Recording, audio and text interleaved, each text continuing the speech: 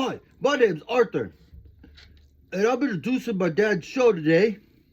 He's going to talk about this woodcut he did about addiction and stuff, and I think it's really cool because I love my dad a lot, and I hope you should definitely watch. Thank you, Arthur. That was an amazing intro, bud. Hey everyone. So today I got my little pointer here. It's a drumstick. I'm going to talk about this woodcut I did. Revamped woodcut. So a little backstory on it. I got the block right here, so you can see how it reverses, right? I got this side, and then when I print it, it's on that side. So everything's got to be backwards, right? Anyways, sorry. A little seltzer action in me, Seltzer water. That's right. It's my lifeblood. Runs in my veins. So, this one. I originally did this one. It was a drawing I did in a sketchbook. I was trying to do some like weirder stuff. I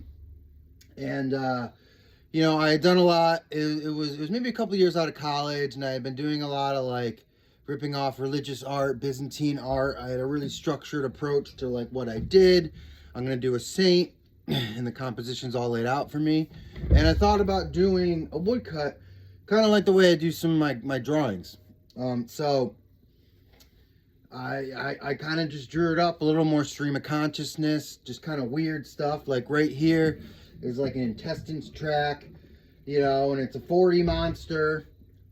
And this is maybe like a brain cell or something. I don't know. It was in like some science magazine that we had at work at the time, and I thought it was cool, so I just drew it. Don't know what it actually is. And then this guy, he's got like a head on his hand, and he's got pipes and shit. And I use the pipes because Paul, my buddy Paul Innes, has pipe tattoos. I like to rip stuff off.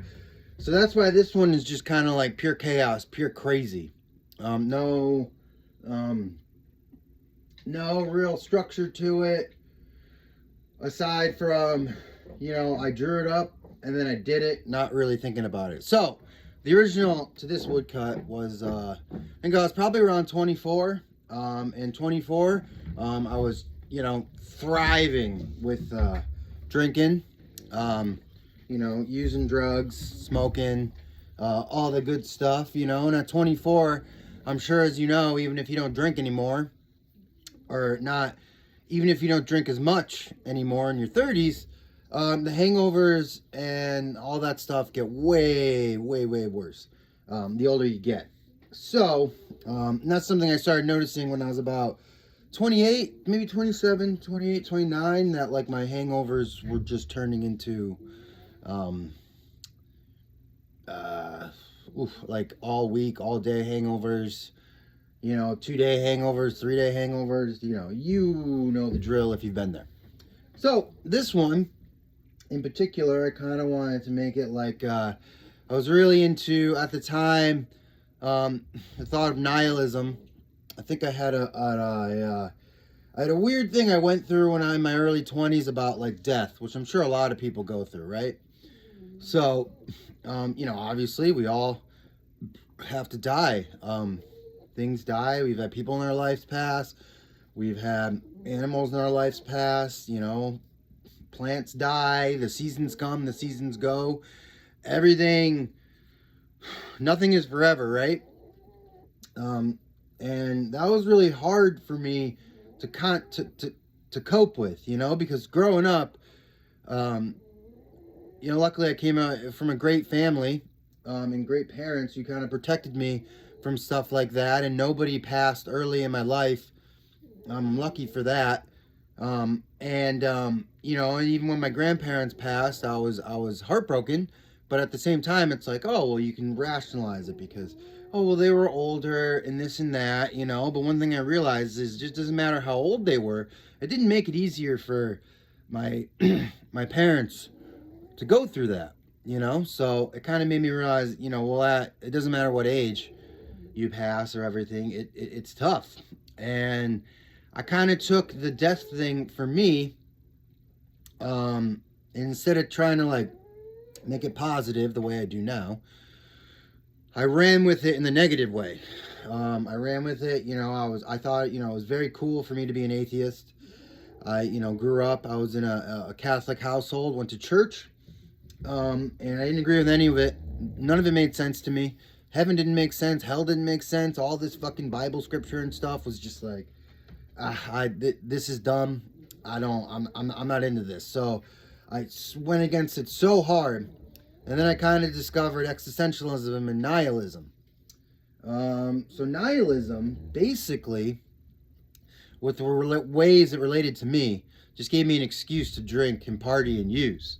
Because, if there's nothing else, fuck it all. It's the belief in nothing, So whatever, if I destroy my body, this and that, I only got one body, so I might as well party and have a good time.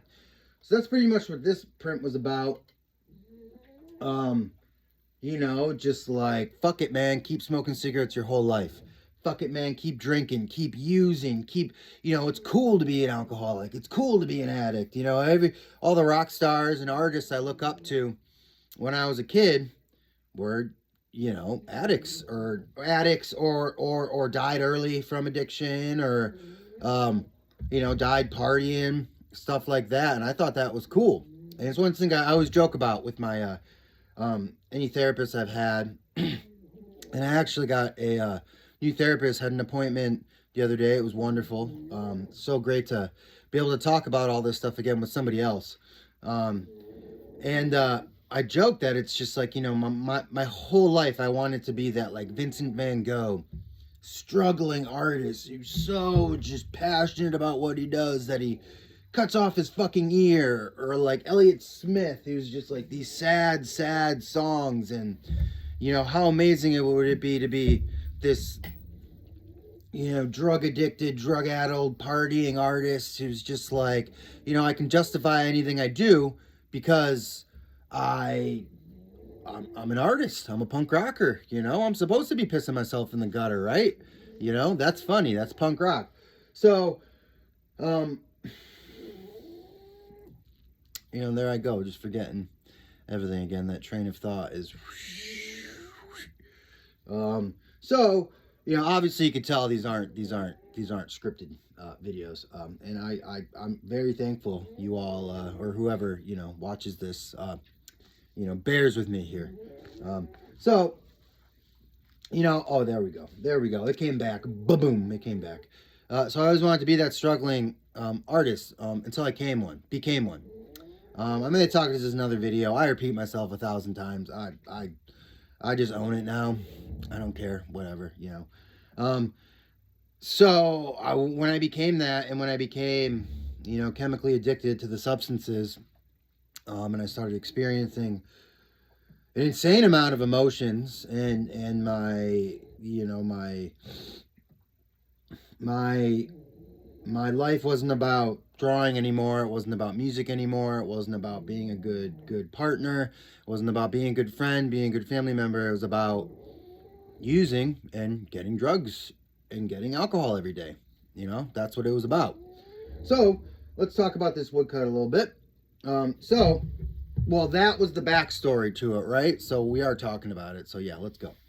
And then, so when I got sober, I realized I did a lot of prints about, kind of glorifying drinking beer, getting wasted, getting hammered, doing drugs, partying and stuff like that. And I was like, well, what do I do? Like, this is all my art, right? I freaked out because I was like, this is my whole collection of art, and it's all about this kind of one thing.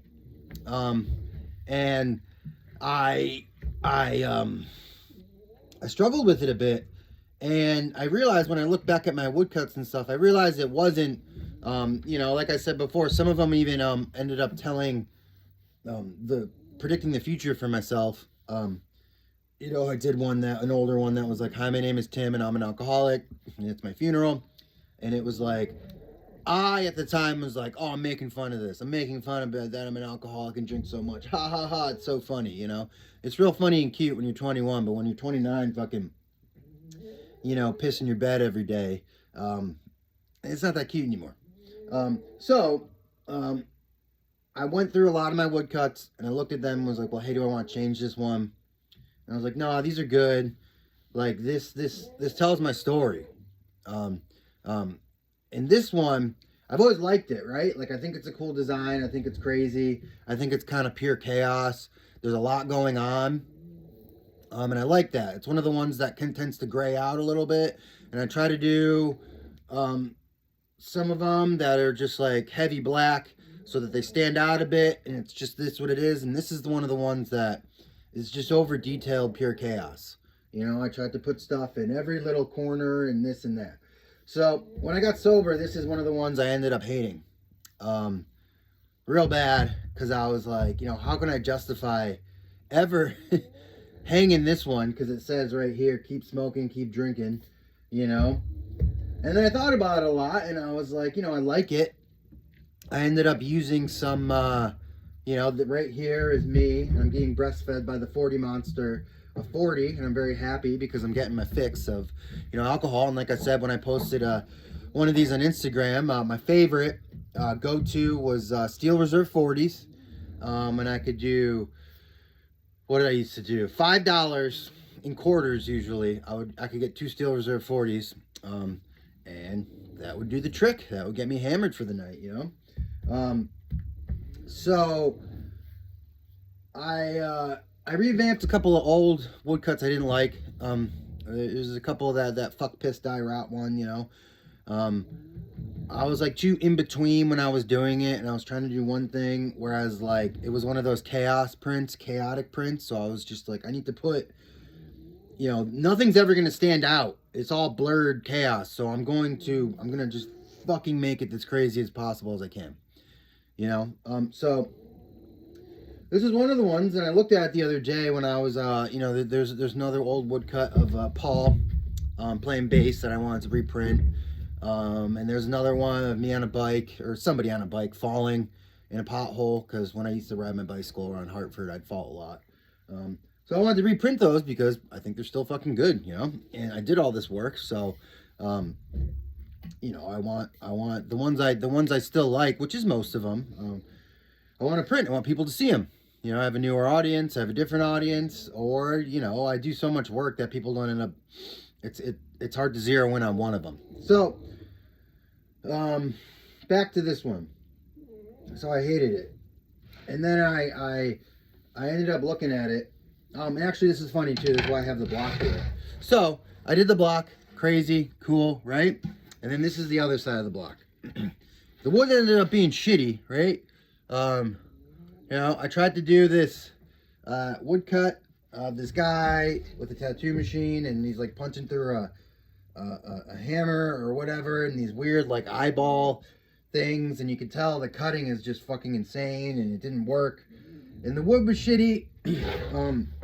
I could probably, if I was dealing with a piece of wood like that now, I could probably make it work.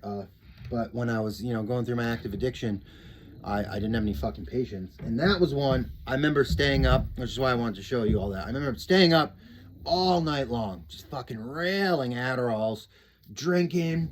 I needed to do this woodcut. I drew it up. Oh, this is the best thing I've ever done. This is so awesome. Oh, I'm cutting it so good.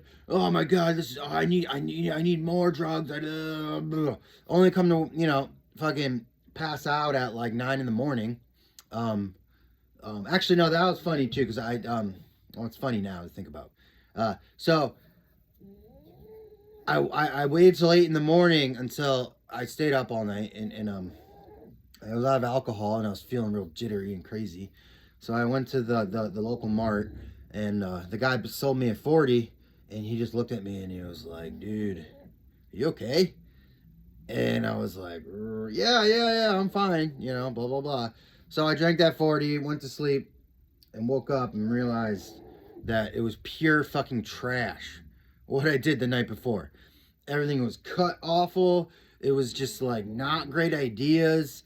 Just like, my fucking drug brain was going, and this was going. So that's why I've always had a bad connection to this piece of wood. The wood, these are my babies.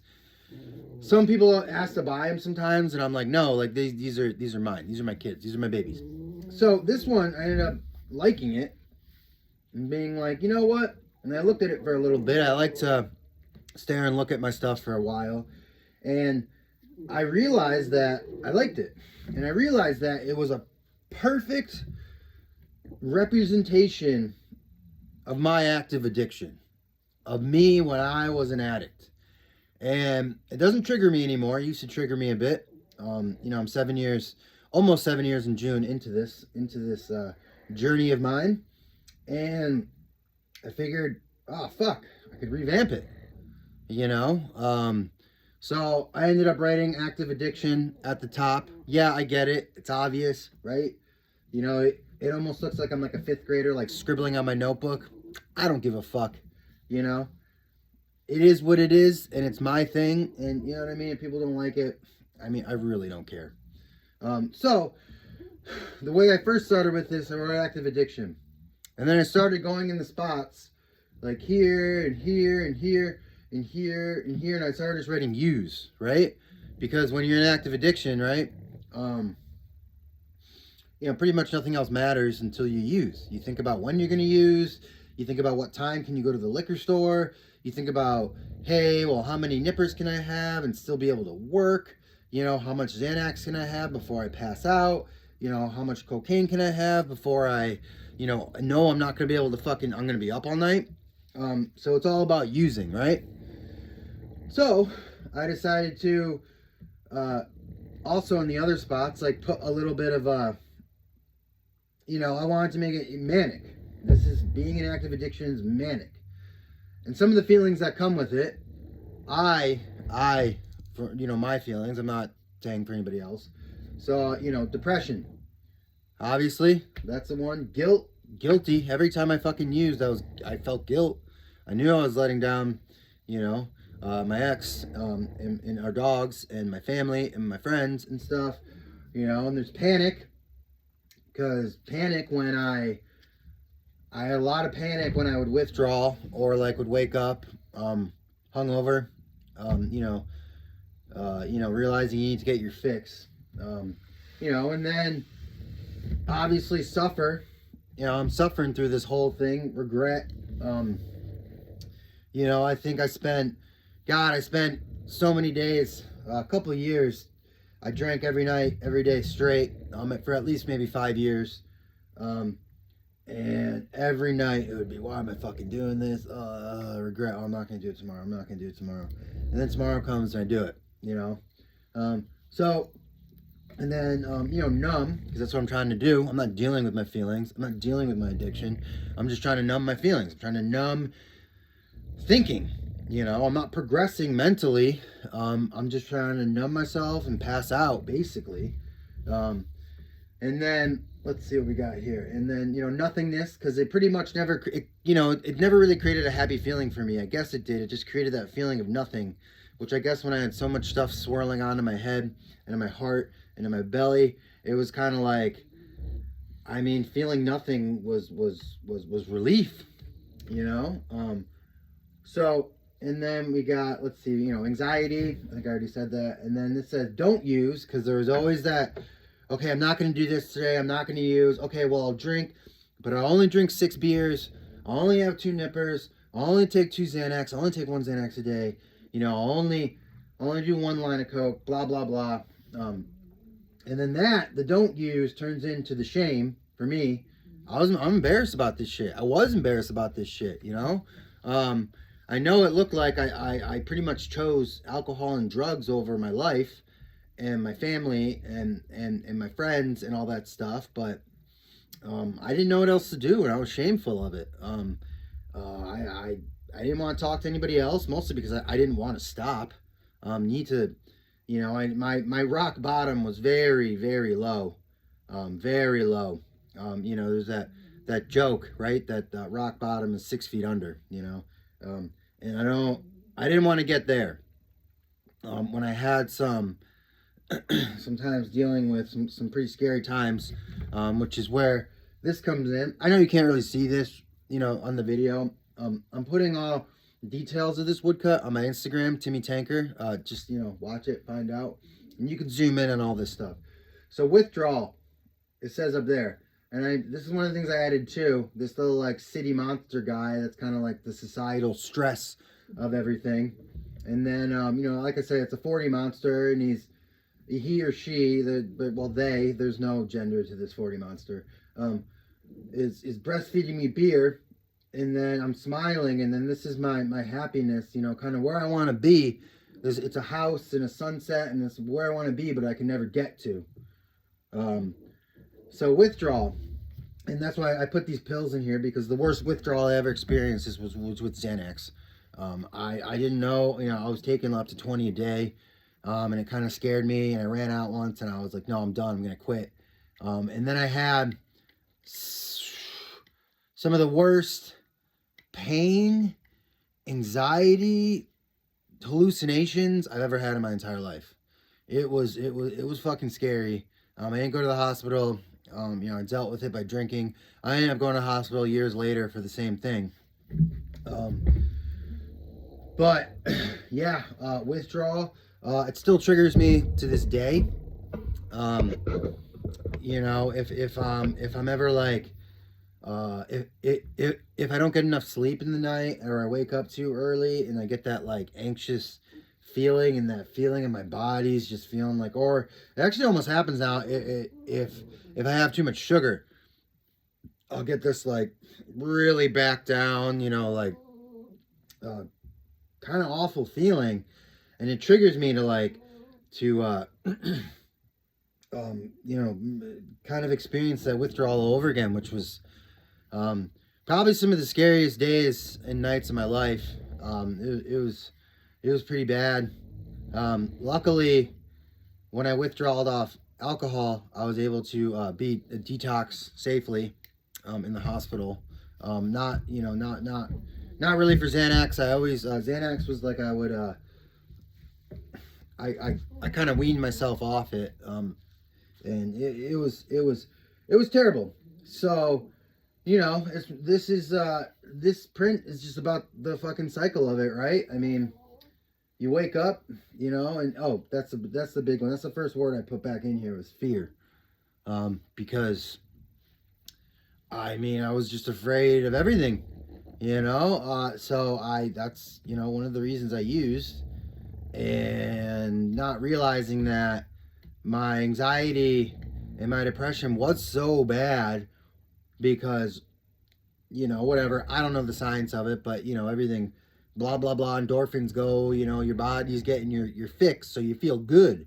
So then I associated feeling good and being normal with, you know, drinking, you know, using stuff. So it's actually funny, when I ended up getting sober, one, I mourned, I cried for alcohol, man. I cried. Just every situation I ever drank in, well, I'm never gonna be able to do this and drink. I'm never gonna be able to go to the bar with my friends again. And I was convinced I was never gonna laugh again. I was never gonna have fun again. And it was like fucking 6 months to a year where I mean, I didn't laugh really. I mean, if I did, I forced it. I was lying. And that ended up getting I mean, that ended up getting better. And that's the thing about early sobriety. It gets better, you know, and it gets better. And if you don't use, it gets better so quick. And then if you do relapse, you learn from that relapse, and you can like separate yourself from it. And there's it's almost easier sometimes, because you're following these steps, you're giving yourself more of a break. So that's why I go back to with therapy. Like I said before, I've been smoking cigarettes. Again, not something I want to do forever at all. But I mean, cigarettes, they definitely, I will be honest, keep me sober. You know, there's no way, no good way to say it. So my counselor now, she's an addiction counselor. So I realized with talking to her the first time, because I'm like, wait, should I go to an addiction counselor? Because like, I'm almost 7 years sober. You know, and the only thing I want help quitting is cigarettes, you know. And a normal therapist could do that for me, right? Normal doctor could help me do that, you know. But then I realized that the more you get away from your sobriety, no, not sobriety, the more you get away from the last time you used, right, and all these years and days and minutes and 24 hours you get in, um, you almost start to think it's easy. It's second nature. Like, I got this. You know, nothing's ever gonna tear me down so much that I'm never gonna need to feel, to drink or use again.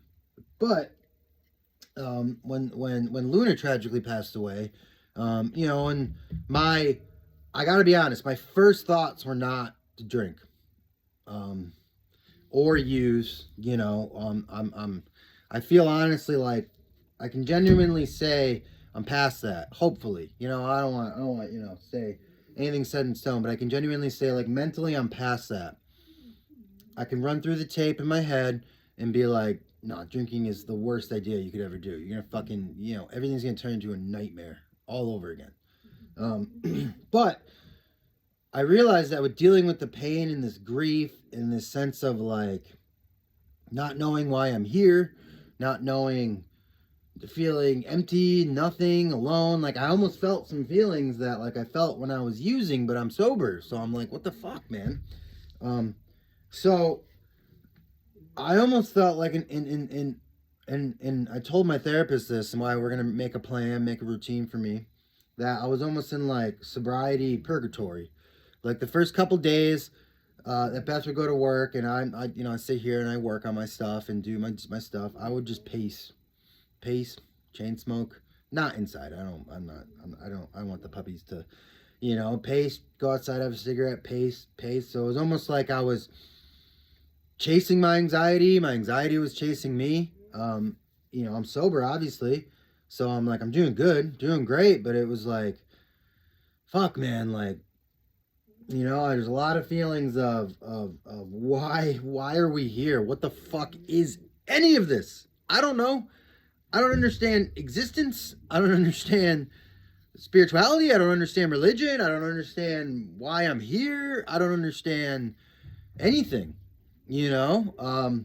So I realized these thoughts are, you know, we're kind of starting to just, you know, I was thinking of more and more, and I was getting anxious. They make me depressed and stuff. And, you know, that's why I realized that I need to, and I think anybody does who's in recovery, I need to treat my addiction like I got sober yesterday.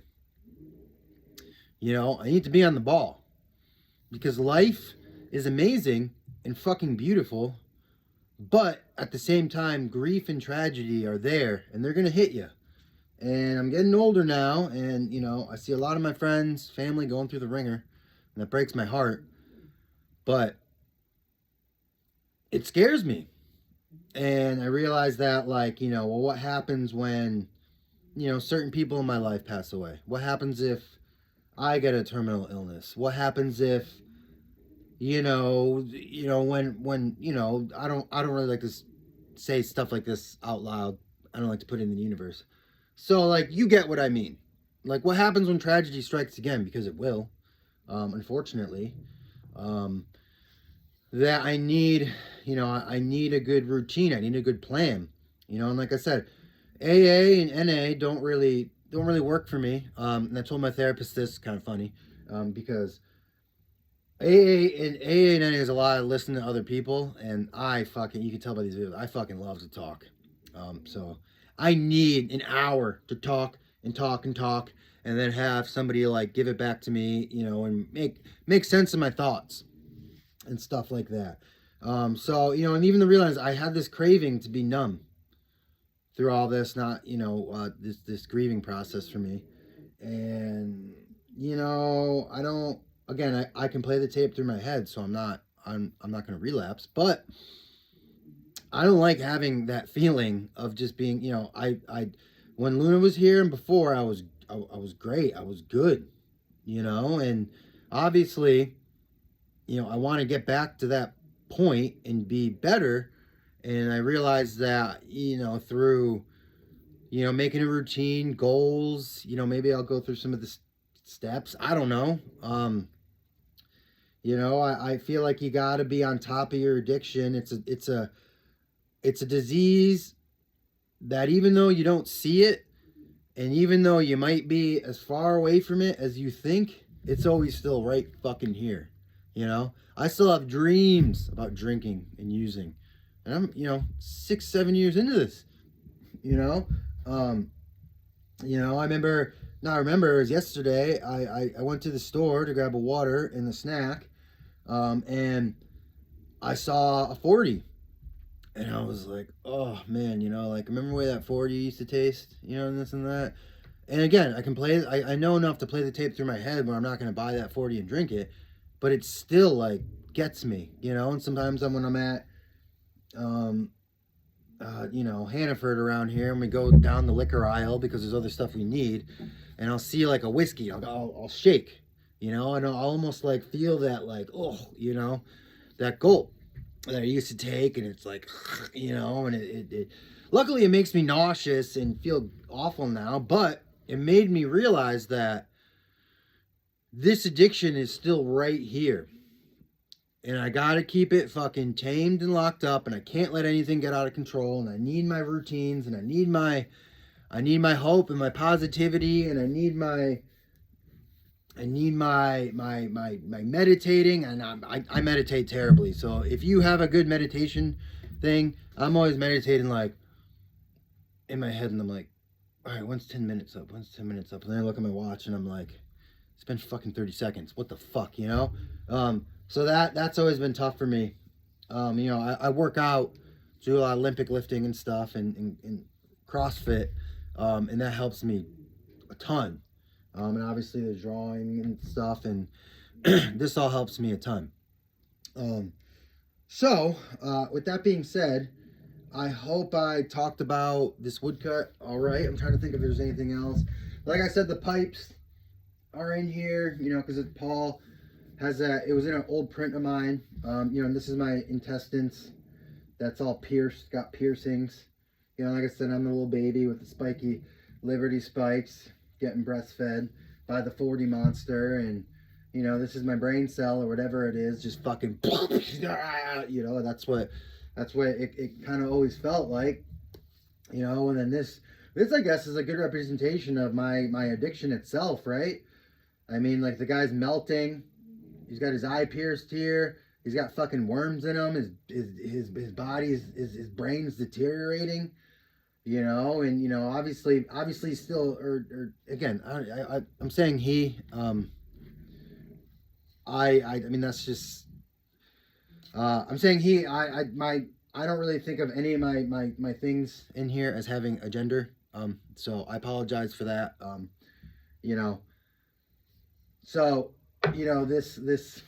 this person thing, addiction monster over here, is melting, and the worms are eating the brain, and, kind of, and through all of it, obviously this is peace right here, the short piece. I remember, obviously when you first start drinking and using, it's almost like, you feel good for a while, 4 hours, 5 hours, 6 hours, whatever. And then I remember the last time I drank, and I told this story, I felt good for maybe 15 minutes.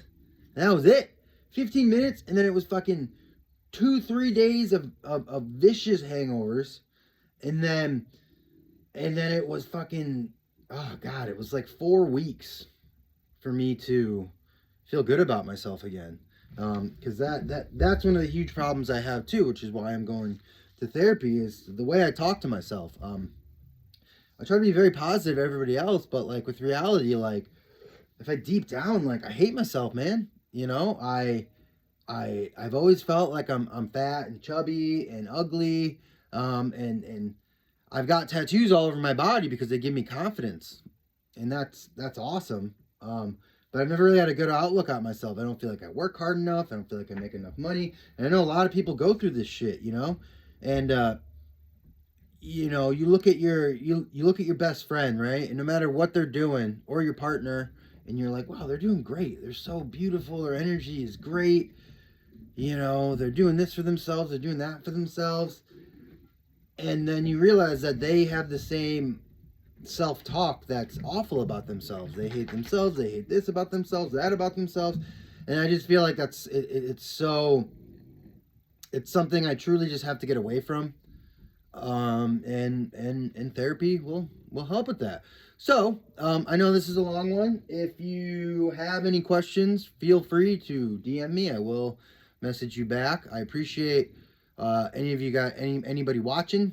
I appreciate you all. If you have any other, I think I'll probably do this again, talk about some other woodcuts. I got some drawing stuff I want to do for you all, and more printing and everything. I mean, the Tim train never stops.